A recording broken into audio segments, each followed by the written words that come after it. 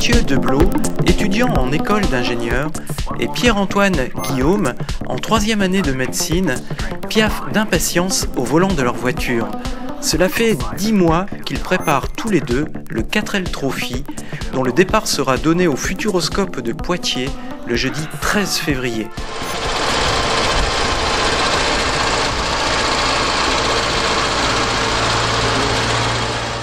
Donc ça fait déjà 10 mois qu'on est sur le projet pour les recherches de sponsors, etc. Et après, on n'a jamais fait autant de kilomètres en voiture et je vous avouerai que moi je vais découvrir le désert, le Maroc, parce que j'y suis jamais allé. D'accord.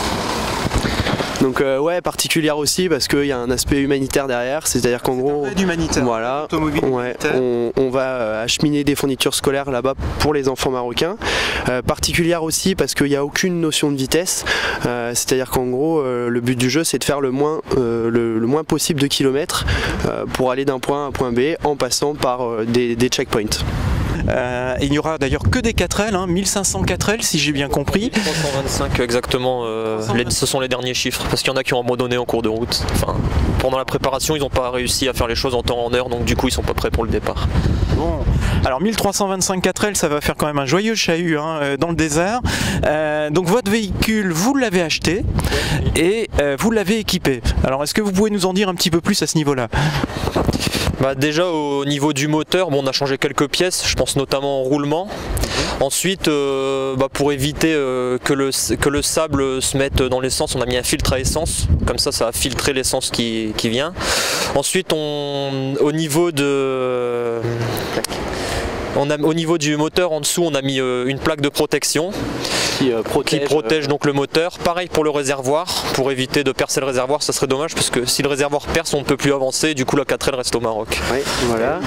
Et puis après, on a fait aussi une arrivée d'air à l'intérieur de l'habitacle de la voiture pour éviter d'avoir tout le sable qui va se mettre dans le moteur. C'est la première fois que vous allez tenter cette aventure. Exactement. Oui, la toute première fois. Une certaine appréhension sans doute avant le départ. Pas vraiment d'appréhension, plutôt pressé de partir en fait. Ouais, moi, j'ai vraiment envie une impatience. J'ai vraiment envie de découvrir ce que ça va être là-bas. Apparemment, tout le monde en parle en disant que c'est une aventure extraordinaire. Donc, on espère que ça va être la même chose pour nous. Ouais. C'est vrai que ouais, on est impatient. Là. Ce projet, on le porte à bout de bras depuis quand même quelques mois. Et là, on a vraiment envie de partir et de voir ce que c'est et vraiment de vivre l'aventure. Vous emmenez donc dans vos bagages des fournitures scolaires. Ces fournitures scolaires, alors vous en emmenez combien? 50 kg, 60 kg? En fait, à l'époque c'était 50 kg, sauf que c'est trop lourd parce qu'il y a un PTAC à respecter. Donc maintenant c'est 20 kg de fournitures et un don de minimum 20 €. Sinon après on peut prendre plus de fournitures pour ne pas faire de dons. Donc nous on pensait prendre l'équivalent de 2 sacs avec des feuilles, cahiers, stylos. Et ensuite un sac de sport avec des gourdes, etc. Et puis pourquoi faire un don on ne sait pas encore très bien la somme du don. D'accord. C'est destiné à qui finalement? Alors c'est destiné à une association qui s'appelle Enfants du désert. Ils récoltent toutes les fournitures scolaires et ensuite ils les redistribuent dans les villages au Maroc. Il fait froid ici, il fera plus chaud là-bas. Alors ça, les nuits sont fraîches. Hein. Ouais, elles sont fraîches, alors attention. Ouais, les nuits dans le désert vont être un peu fraîches. Et puis faut pas oublier qu'on va quand même un petit peu dans les montagnes du Maroc et que on va côtoyer à la fois les chaleurs du désert et puis la neige au niveau des cols qu'on va être amené à passer.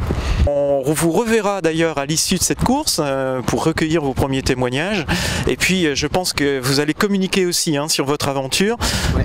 On va communiquer jusqu'à l'arrivée au Maroc, parce qu'au Maroc on ne sera pas équipé de Wi-Fi, mais on promet de mettre tout notre parcours après dès notre entrée en France sur notre site internet et sur notre page Facebook.